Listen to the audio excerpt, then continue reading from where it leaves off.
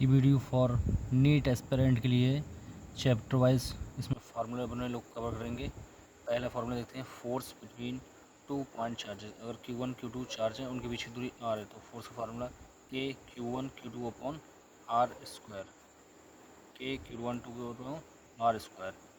K की value जो होती है 1/4 पाई एप्सिलॉन नॉट। इसकी वैल्यू होती है 9 × 10⁹ न्यूटन मीटर स्क्वायर पर कूलम स्क्वायर। नेक्स्ट में यहाँ पर जो एप्सिलॉन नॉट है, इसकी वैल्यू होती है 8.85 × 10⁻⁻12 coulomb square newton metre square. इसे बोलते हैं परमिटिविटी ऑफ फ्री स्पेस। इसको बोलते हैं permittivity of free space. Permittivity of free space. Second है force between charge in medium. अगर कोई चार्ज को मीडियम में पुट कर देते हैं तो फोर्स का फॉर्मूला क्या होता है? तो फोर्स इन मीडियम जो होता है, फोर्स इन मीडियम जो होता है वो होता है फोर्स इन एयर डिवाइड में के। फार्मूला इंपॉर्टेंट है, F medium upon F air upon के। यहाँ पर के क्या होता है? के होता है डाइलेक्ट्रिक कांस्टेंट। के की वैल्यू होती है डाइलेक्ट्रिक कांस्टेंट। एग्जांपल के तौर पर वाटर का डाइलेक्ट्रिक कांस्टेंट होता है K = 81। फार्मूला नंबर थर्ड देखते हैं अपन लोग, electric field due two point charge. कोई एक चार्ज है आपके पास, मान लो Q, और दूरी है, इस पॉइंट पे आपको इलेक्ट्रिक फील्ड निकालना है। तो इलेक्ट्रिक फील्ड का फार्मूला होता है E = KQ upon R square. KQ/r²। Charge की दूरी का स्क्वायर। फोर्थ फार्मूला है force on charge in electric field. अगर किसी चार्ज पार्टिकल को इलेक्ट्रिक फील्ड में पुट कर दिया जाता है तो उस पर इलेक्ट्रिक फोर्स कितना लगता है? तो F = फार्मूला होता है QE। F = QE। Electric field की डायरेक्शन में पॉजिटिव चार्ज मूव करेगा। इधर एक पॉइंट है कि इलेक्ट्रिक फोर्स, यहाँ पे electric force can not depend upon theta. Second point है, पहला पॉइंट हो गया। सेकंड पॉइंट है इसका कि positive charge particle electric field की डायरेक्शन में मूव करेगा। और तीसरा पॉइंट है इलेक्ट्रिक फील्ड की डायरेक्शन अलोंग पॉजिटिव एक्सिस है, तो negative charge particle opposite direction में मूव करेगा। इसके बाद आता है fifth formula, electric field due to infinite plane wire. एक इनफाइनाइट प्लेन वायर है, उस पर चार्ज क्यों है, तो इस पॉइंट पर अपन को इलेक्ट्रिक फील्ड निकालना है। तो इलेक्ट्रिक फील्ड का फार्मूला होता है E = λ/2 pi epsilon not r। यहाँ पर इलेक्ट्रिक फील्ड जो होती है इन्वर्सली प्रोपोर्शनल होती है डिस्टेंस से। यहाँ पर एक ग्राफ भी आ जाता है r और E का, इन्वर्सली हो तो ये लैम्डा यहाँ पे होता है, लैम्डा हो जाता है यहाँ पर, लैम्डा की होती है linear charge density. Linear charge density, तो लैम्डा इक्वल टू जो होता है वो Q/L होता है। Lambda equal to Q/L। Sixth formula है electric field due to infinite sheet. एक प्लेन शीट है, इस शीट के द्वारा इस पॉइंट पर इलेक्ट्रिक फील्ड देखते हैं कितनी होती है। तो इलेक्ट्रिक फील्ड का फार्मूला होता है E = σ/2 एप्सिलॉन नॉट। यहाँ पर सिग्मा जो होता है, सिग्मा की वैल्यू होती है सरफेस चार्ज डेंसिटी। सिग्मा होता है सरफेस चार्ज डेंसिटी, इस सरफेस पर कितना चार्ज है, सिग्मा की value Q/A। Charge upon area, charge upon area. Seventh आता है electric field due to charge shell inside outside at the surface. Inside the electric field होती है 0, क्यों, चार्ज एब्सेंट होता है। एट द सरफेस होती है E = KQ/r²। आउटसाइड होती है E = KQ/r²। सरफेस के लिए R², आउटसाइड के लिए r²। इसके बाद आता है at electric dipole movement.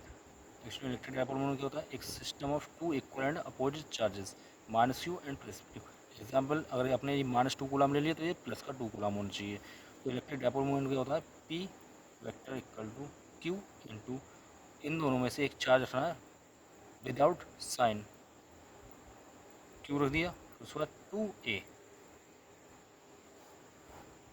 Direction जो होती है इसकी, डायरेक्शन होती है -चार्ज से -q से प्लस की तरफ, डायरेक्शन माइनस क्यू से प्लस की तरफ।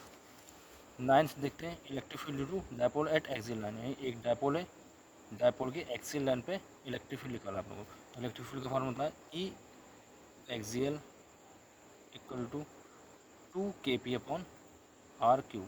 इसको मैंने याद करने का तरीका भी बताया है, 2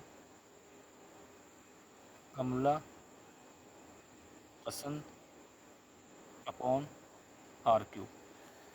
अब देखते हैं electric field due to dipole at equatorial line. ये डायपोल है, डायपोल की परपेंडिकुलर लाइन को इक्वेटोरियल लाइन बोलते हैं। इस पॉइंट पे इलेक्ट्रिक फील्ड बताना है, तो ई इक्वल टू यहाँ पे होता है kp अपॉन आर क्यू। इसको याद करने का तरीका, इधर 1 लगा के मल्टीप्लाई कर दो। इसको याद करने का तरीका, 1 कमला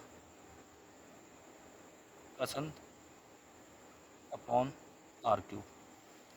एक्चुअली में एक्सियल और इक्वेटोरियल में एक क्वेश्चन और बनता है, इलेक्ट्रिक डायपोल मूवमेंट की वेक्टर डायरेक्शन होती है along positive axis, electric field की होती है अलॉन्ग नेगेटिव एक्स एक्सिस। तो यहाँ पे पी वेक्टर जो होता है वो आपका एंटी पैरेलल होता है ई वेक्टर के। यहाँ पर जो होता है एक्सियल लाइन में पी वेक्टर जो होता है आपका वो आपका होता है parallel to electric field vector. फिर उसके बाद आता है torque on dipole in uniform electric field. और किसी डायपोल को इलेक्ट्रिक फील्ड में रख देते हैं, जैसे ये इलेक्ट्रिक फील्ड लाइन्स हैं, इसके अंदर आपने एक डायपोल होगा माइनस क्यू प्लस क्यू, ये रोटेट करता है, ये रोटेट करेगा, ये रोटेट करेगा। तो टॉर्क इक्वल टू फॉर्म होता है P cross E in vector form. Cross होता है, हटाते हैं, साइन आ जाता है, तो tau equal to PE sine theta. इसके बाद आता है potential energy of dipole in electric field. तो पोटेंशियल एनर्जी का जो फार्मूला होता है, पोटेंशियल एनर्जी का जो फार्मूला होता है इसमें P इक्वल टू माइनस का गलत हो रहा हूँ, पोटेंशियल का होता है formula U equal to minus का PE कॉस थीटा, माइनस का PE कॉस थीटा। यहाँ पे दो कंडीशन बनती हैं, एक होता है आपका stable equilibrium, stable equilibrium, stable equilibrium क्या होता है, थीटा को होना चाहिए 0 डिग्री, तो यू आपका आ जाएगा मिनिमम माइनस का PE। एक होता है अनस्टेबल इक्विलिब्रियम, यहाँ पर थीटा की वैल्यू 180 डिग्री होती है, यहाँ पर पोटेंशियल एनर्जी मैक्सिमम होती है, यू इक्वल टू प्लस का PE। यहाँ पे एक बहुत और याद रखना, P पैरेलल E होता है, यहाँ पर P एंटी पैरेलल E होता है। इसके बाद आता है 13th फार्मूला इलेक्ट्रिक फ्लक्स। किसी सरफेस से इलेक्ट्रिक फील्ड लाइन का पार होना इलेक्ट्रिक फ्लक्स कहलाता है। ये इलेक्ट्रिक फील्ड लाइन से ये इनका एरिया वेक्टर है। तो इलेक्ट्रिक फ्लक्स का फार्मूला होता है E dot A vector, scalar quantity होती है, डॉट हटाते हैं, कॉज आता है ई ए कॉज थीटा, ई ए कॉज थीटा। यहाँ पर थीटा जो होता है वो आपका angle between electric field and area vector होता है। 14th आता है गॉस थ्योरम। गॉस थ्योरम को अपनों को देखना है, गॉस थ्योरम ने बताया था कि किसी भी क्लोज सरफेस के अंदर, इसमें एक क्लोज सरफेस है, इसके अंदर Q1 है, Q2 इधर है बाहर है, Q3 अंदर है, Q4 बाहर है, Q5 बाहर है। तो अकॉर्डिंग टू गॉस फ्लक्स जो होता है integration E dot D equal to Q in upon epsilon naught. Electric field जो डिपेंड करती है, इलेक्ट्रिक फील्ड जो डिपेंड करती है वो इनसाइड चार्ज पर डिपेंड करती है।